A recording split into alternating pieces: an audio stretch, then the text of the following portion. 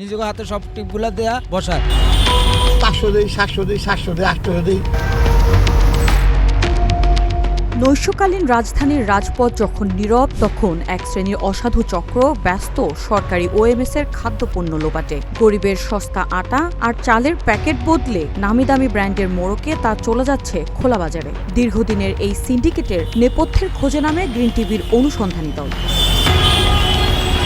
নিয়ম অনুযায়ী ওএমএস-এর খাদ্যপণ্য পাওয়ার কথা স্বল্প আয়ের মানুষের, কিন্তু ভোক্তাদের অভিযোগ সময় শেষ হওয়ার আগেই উধাও হয়ে যায় ট্রাক, আর ডিলাররা নিজেরাই ভুয়া টিপসই দিয়ে লোপাট করে বরাদ্দ করা পণ্য।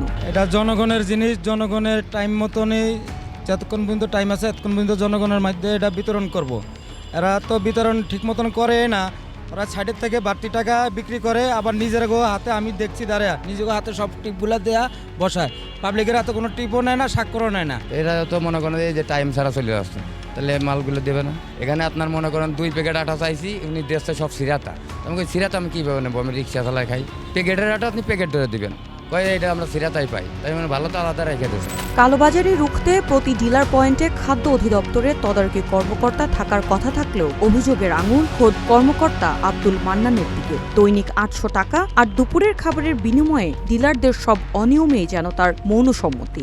এই সময় 500 দেই 700 দেই 700 দেই 800 দেই, এই আর কি খরচবাদে দিয়ে খাওয়ান টনলে 1000 টাকা পরে নেবে। বিষয়টি অস্বীকার করে ডিলারের বিরুদ্ধে কথা বলেন অভিযুক্ত আব্দুল মান্নান। ওই শালার ধরে কঠিন শাস্তি দেন, শালার ধরে শালার। ওই শালার কাছ থেকে আপনি ভাই তারে বলছে এর কাছ থেকে আপনার 20,000 টাকা আদায় করে। লুকোচুরির এই খেলার শেষ কোথায়? উত্তর খুঁজতে গ্রিন টিভির ক্যামেরা পিছু নেয় তেজগাঁও কেন্দ্রীয় খাদ্য সংরক্ষণাগার থেকে বের হওয়া একটি আটা বোঝাই মিনি ট্রাকের। মাঝরাতে ট্রাকটি ডিলার পয়েন্টে না গিয়ে গুলিস্তান ফ্লাইওভার পেরিয়ে ছোট চিপা গলি ধরে পৌঁছায় উত্তর কুতুবখালীতে। ঠিক তখনই হাতে নাতে ট্রাকটি আটক করে গ্রিন টিভির টিম এবং খবর দেওয়া হয় পুলিশকে।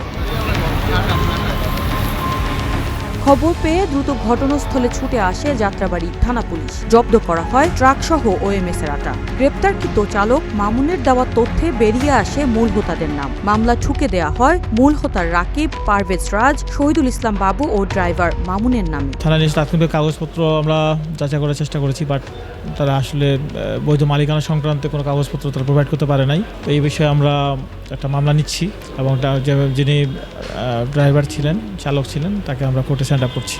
আবার মামলা সংক্রান্ত অন্যান্য কার্যক্রমগুলো চলমান রয়েছে। জনদুর্ভোগ কমাতে সারা দেশে বর্তমানে ওএমএস-এর সেন্টার সংখ্যা 2363টি, যার 287টি রাজধানীতে। সরকারের এই মহৎ উদ্যোগ সফল করতে প্রতিটি পয়েন্ট ও গোডাউনে কঠোর গোয়েন্দা নজরদারির দাবি এখন সাধারণ ভোক্তাদের।